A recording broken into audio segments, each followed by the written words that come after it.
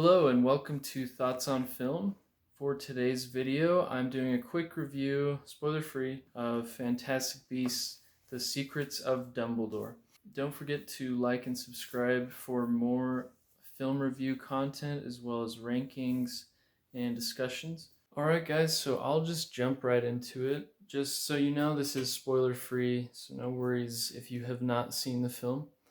But as far as my thoughts on The Secrets of Dumbledore, overall I did enjoy it. I think I enjoyed it about as much as The Crimes of Grindelwald. And I know a lot of people hated that movie, but I actually enjoyed that one too. It's not a perfect film. None of these Fantastic Beasts are. And I do think that the Harry Potter films are much better overall, just because the Harry Potter story is so epic and well thought out, and obviously there's a whole book series that came before. The Fantastic Beasts for me just feels a little kind of all over the place.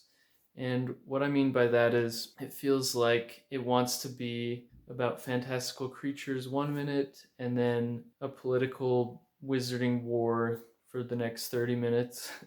And so it just feels kind of like there's two things just kind of fighting each other, and there's not really a vision for the plot. That's just my opinion on this series overall. And I think The Secrets of Dumbledore continues in that vein. It's less of the fantastical beast stuff, more of Dumbledore and Grindelwald's kind of conflict. Even though I don't love that there's this kind of Jekyll Hyde part of the story, I do enjoy seeing Dumbledore and Grindelwald and learning more about them as a Harry Potter fan. So I think if you are a Harry Potter fan, you will enjoy that aspect of this film as well as the world building. We get to see a lot of new things in the wizarding world, similar to Crimes of Grindelwald showing us the Paris, France Ministry of Magic. In this film, we get to see multiple countries and also kind of how the wizarding world works globally, which I thought was cool and very interesting as a Harry Potter fan. I do think it has some issues, and for this one, I think the biggest issue is the pacing. I think it's kind of clunky at times.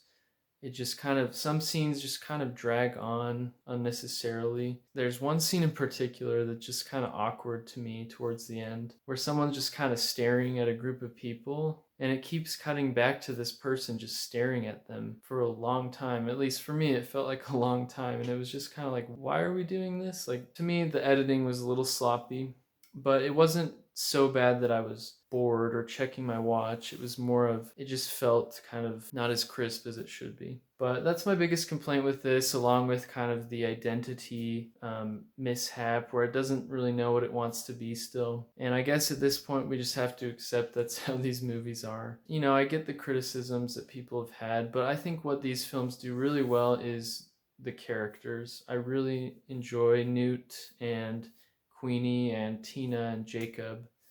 They're all great. And if you like them, you definitely should see this movie because you get a lot more of them. You get to see kind of their progression. And I think all of those characters work really well. One thing really quick that I forgot to mention is Tina in this film. And I don't really think this is a spoiler since she's not really in any promotional material, but her role is dramatically reduced in this film, and we don't really know why. My guess, she was filming something else and there were scheduling conflicts. But for me, it was disappointing. We barely got any Tina, and she's one of the best characters. So be aware of that going into this. As far as Grindelwald, I did find myself missing Johnny Depp, which I'm shocked to say. I didn't think I would be. I preferred his more charismatic approach to Grindelwald. Mads Mikkelsen does great, but he's very stoic and just kind of Mads Mikkelsen that we've always seen. I don't know. To me, I prefer Johnny Depp's portrayal, and I still think it's really dumb that he was fired. Seems like some shady stuff went down there, but I won't get into that. Jude Law's Dumbledore is great as he was in the last. But yeah, I think it is a flawed film, some kind of awkward pacing, but there are some really good moments and memorable moments. And if you're a Harry Potter fan,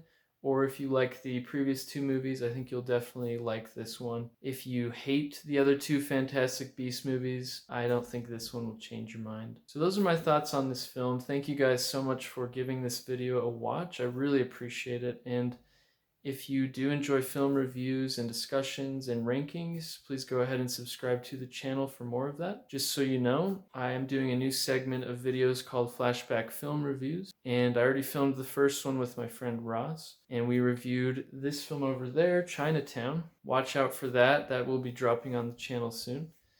And again, I thank you all for giving this video a chance, and I hope you have a great rest of your day or evening. Thanks.